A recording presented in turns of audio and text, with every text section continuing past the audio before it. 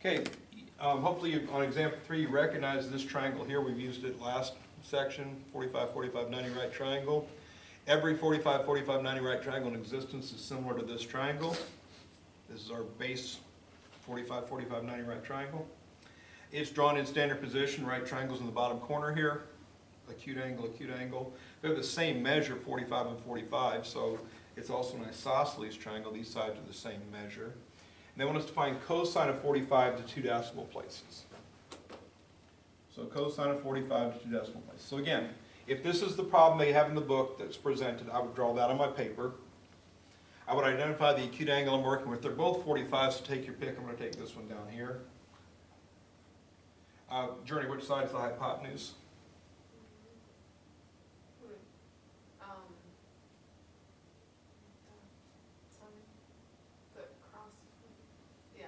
This one? This one? This one? Okay, so which one's the hypotenuse? Okay, if we're in standard position, the hypotenuse is always what? Slanted. So the slanted side is here. So again, so identifying our hypotenuse is just a matter of finding the slanted side. That's the hypotenuse. Always identify that first because it's always the slanted side. It's very easy to identify. Okay, Journey got the opposite mixed up because she thought I was going to ask for that first. So anyway, so what Journey was saying was 45-degree angle. If I go across the triangle, this side over here is the opposite side of the one I chose to go with. And the hypotenuse is slanted. The opposite is the up and down. So the bottom angle is going to, the bottom side is going to be the adjacent side. So again, if I want to identify sine, cosine, or tangent of an angle, I want to identify those 3 sides in the triangle. I'm going to write SOHCAHTOA.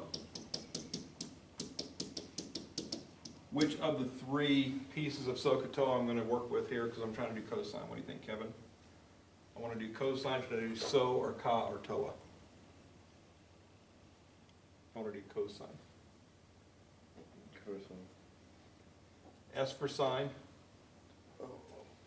C for cosine, T for tangent. So this one? Yeah. All right, so we try to do cosine, so we're going to use the CA part. So cosine of 45 degrees equals fraction bar. And the adjacent side is 1. The hypotenuse is the square root of 2.